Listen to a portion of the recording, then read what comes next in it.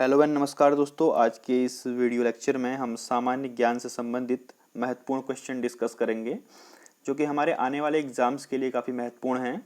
इसमें काफ़ी इम्पोर्टेंट और एग्ज़ाम ओरिएंटेड क्वेश्चंस इंक्लूड किए गए हैं जिनकी पीडीएफ के लिए आप हमारे टेलीग्राम ग्रुप या फिर व्हाट्सएप ग्रुप को ज्वाइन कर सकते हैं, जिनका लिंक डिस्क्रिप्शन बॉक्स में दिया हुआ है। क्वेश्चंस आपको बाइलिंगुअल हिंदी और इंग्लिश दोनों भाषाओं में अपीयर होंगे। शुरू करते हैं आज का पहला प्रश्न। दोस्तों आज का पहला प्रश्न है, who was the first Indian to win an Oscar award. तो ऑस्कर पुरस्कार जीतने वाले प्रथम भारतीय कौन थे। तो दोस्तों ऑस्कर पुरस्कार जो है फिल्म के क्षेत्र में दिया जाने वाला एक अंतर्राष्ट्रीय और प्रेस्टिजियस पुरस्कार होता है। प्रथम भारतीय का नाम है दोस्तों भानु अथैया, जिन्हें कि बेस्ट कॉस्ट्यूम डिजाइनर की श्रेणी में गांधी फिल्म के लिए 1983 में ऑस्कर पुरस्कार से नवाजा गया था। तो इसका आंसर है ऑप्शन नंबर 1 भानु अथैया। अगला प्रश्न है, what is the theme of earth day 2020।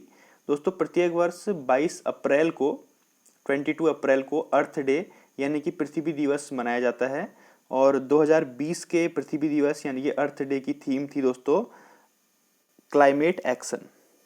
Option number D climate action. ये करंट अफेयर्स की दृष्टि से महत्वपूर्ण क्वेश्चन है, एग्जाम्स में पूछा जा सकता है।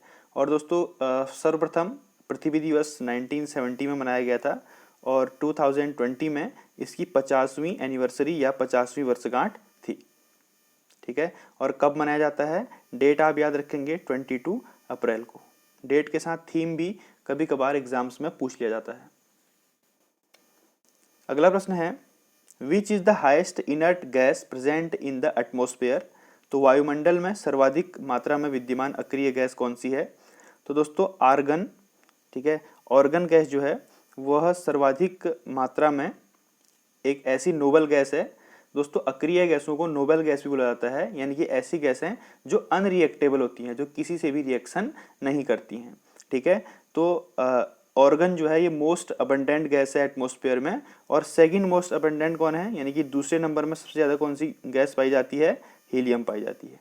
ठीक है, तो मोस्ट अबंडेंट है organ and second most abundant inert gas है हीलियम।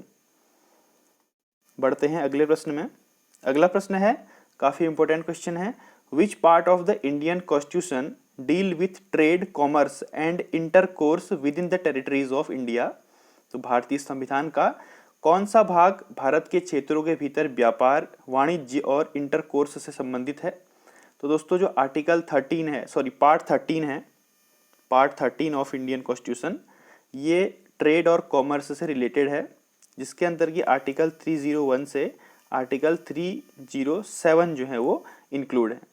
ये दोस्तों freedom of trade, commerce and intercourse, power of parliament to impose restrictions on trade and commerce, यानी कि पार्लियामेंट ट्रेड एंड कॉमर्स पे रेस्ट्रिक्शन या कैसे control कर सकती है उसके बारे में बात करता है। तो इसका आंसर है option number B part 13 of Indian constitution. ठीक है, इतनी बात आप यहाँ से याद रखेंगे। बढ़ते हैं अगले प्रश्न की ओर। दोस्तों अगला प्रश्न है, the Sankosh river forms boundary between which of the two states. तो संकोस रिवर जो है किन दो भारतीय राज्यों के बीच सीमा बनाती है या बाउंड्री बनाती है।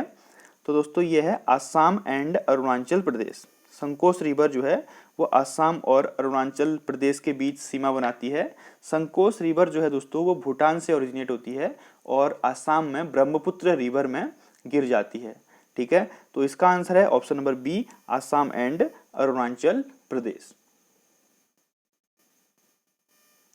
अगला महत्वपूर्ण प्रश्न है, which of the following parts of Indian constitution has only one article. तो भारतीय संविधान के किस भाग में केवल एक अनुच्छेद है।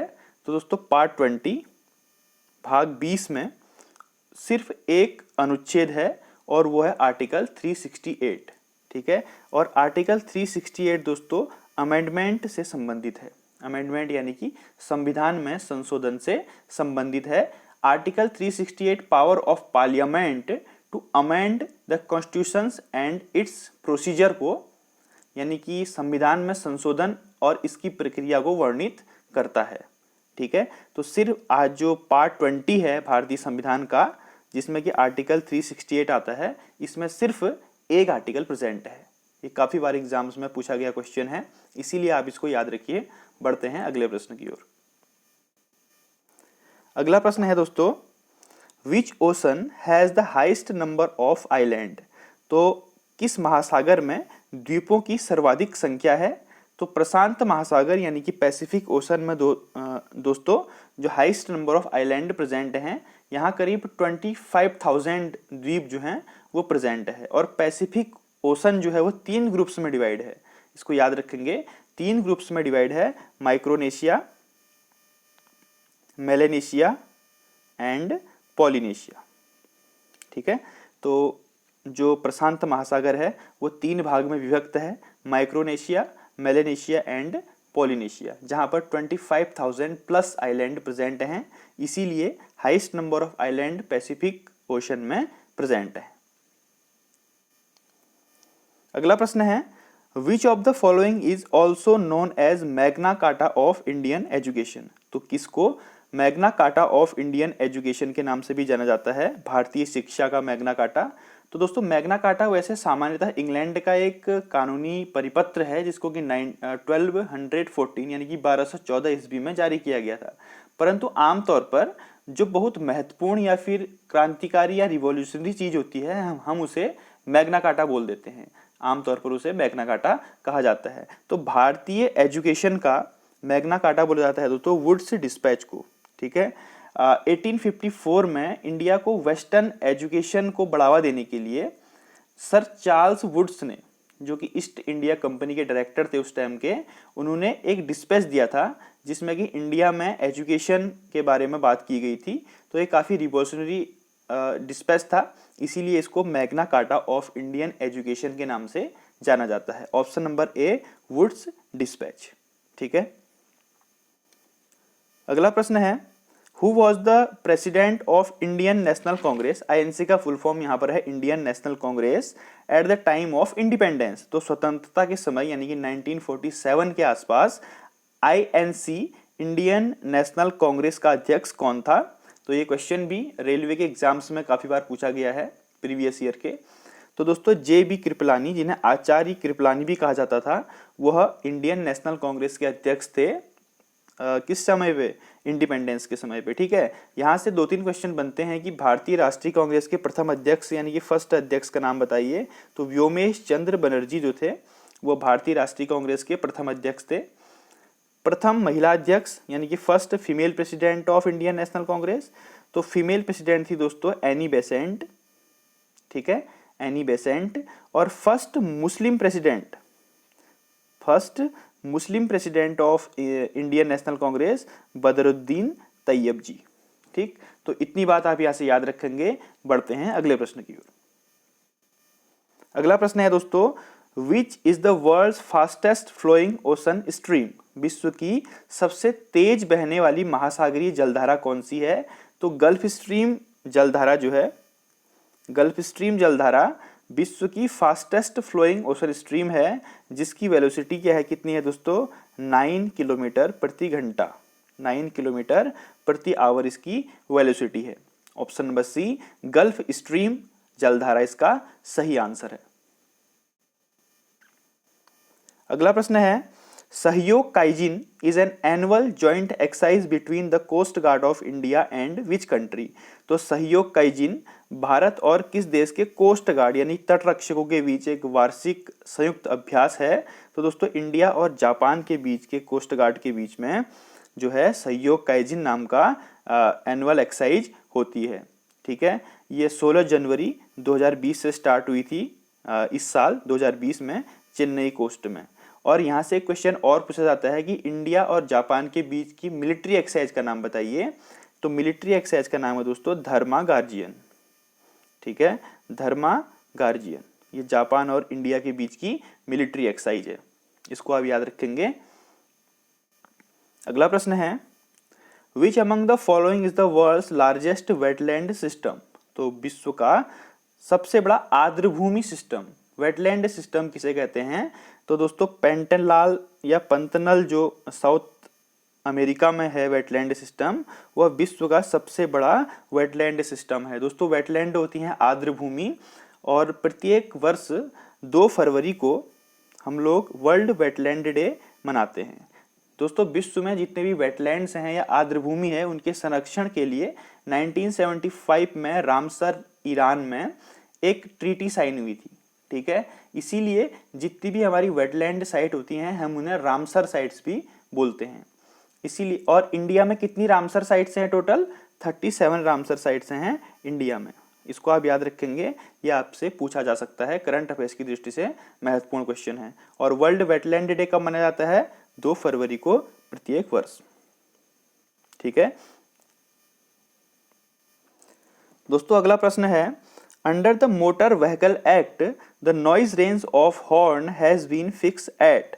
तो केंद्रीय मोटर वाहन अधिनियम के तहत हॉर्न की शोर सीमा, उसका नॉइस रेंज कितना निर्धारित किया गया है? तो 93 से 112 डेसिबल। ठीक है, 93 से 112 डेसिबल तक हॉर्न की जो लिमिट है, बजाने की लिमिट, उसके साउंड की लिमिट है, वो निर्धारित है। ठीक है, डेसिबल जो है दोस्तों वह ध्वनि को मापने की इकाई होती है। ठीक, तो इसका आंसर है option number A, 93 to 112 decibel. अगला प्रश्न है, Madhubani a style of folk painting is popular in which of the following states in India. तो मधुबनी जो है वो लोक चित्रों की एक शैली है, वह भारत के किस राज्य में लोकप्रिय है? तो दोस्तों मधुबनी पेंटिंग को मिथिला पेंटिंग के नाम से भी जाना जाता है। मिथिला पेंटिंग जो है कुछ क्षेत्रों में नेपाल में और इंडिया के बिहार राज्य की एक प्रसिद्ध पेंटिंग है। ठीक है, और बिहार के गवर्नर हैं दोस्तों फागू चौहान। ये है दोस्तों मधुबनी पेंटिंग लाइक दिस। ठीक है, तो इस प्रकार की पेंटिंग को मधुबनी पेंटिंग बोला जाता है, जो कि बिहार राज्य के लिए फेमस है। अगला प्रश्न है दोस्तों, इंपॉर्टेंट प्रश्न है, the back part of the moon is always calm and dark which is called. जो तो मून का बैक पार्ट होता है, इसका पिछला हिस्सा होता है, वो हमेशा डार्क और शांत यानी कि अंधेरे में रहता है। तो इसे क्या कहा जाता है? इसे सी ऑफ ट्रैंक्विलिटी कहा जाता है। सी ऑफ ट्रैंक्विलिटी आप देख सकते हैं इमेज में, इसका मून का बैक साइड का हिस्सा होता है, वो हमेशा काला और शांत रहता है, तो उसे कहा जाता है सी ऑफ ट्रैंक्विलिटी। ठीक, एग्जाम ओरिएंटेड क्वेश्चन है, इसको जरूर याद रखेंगे। अगला प्रश्न है, what does niacin deficiency cause. तो नियासिन की कमी के कारण कौन सा रोग होता है? तो दोस्तों नियासिन या निकोटिनामाइड जो होता है वो होता है विटामिन B3। विटामिन B3 का वैज्ञानिक नाम या तो नियासिन होता है या निकोटिनामाइड होता है। इसका फॉर्मूला होता है C6H5NO2 और इसकी डेफिशिएंसी से दोस्तों पेलाग्रा नामक रोग हो जाता है। अब पेलाग्रा नामक रोग के लक्षण क्या क्या हैं? डायरिया हो जाता है, स्किन पीलिंग यानी कि स्किन से चिक्कल निकलने लगते हैं, स्किन रेडनेस होने लग जाती है, माउथ सोर और मुंह में छाले पड़ने लग जाते हैं और स्किन बहुत ड्राई हो जाती है। इसे बोलते हैं पेलाग्रा रोग। और यहाँ से क्वेश्चन पूछा जाता है कि वाटर सॉल्युबल विटामिन कौन कौन से होते हैं? तो विटामिन C और B जो है वाटर सॉल्युबल होते हैं, बाकी vitamin A, D, E, K जो है वो फैट सॉल्युबल विटामिन यानी कि वसा में घुलनशील विटामिन होते हैं। विटामिन B3 के सोर्स दोस्तों आप याद कर लीजिए, yeast, meat, chicken, red fish, green leafy vegetables, paneer and milk. ठीक, तो ये इसके सोर्स हैं। तो इसका आंसर है ऑप्शन नंबर डी, पेलाग्रा। तो दोस्तों ये थी हमारी आज की वीडियो। अगर आपको पसंद आता है तो काइंडली चैनल को सब्सक्राइब कर दीजिए और अधिक से अधिक इस वीडियो को शेयर कीजिए और वीडियो को आप लाइक जरूर कीजिए। आपका लाइक हमें मोटिवेशन प्रदान करता है। Thank you. जय हिंद, जय भारत।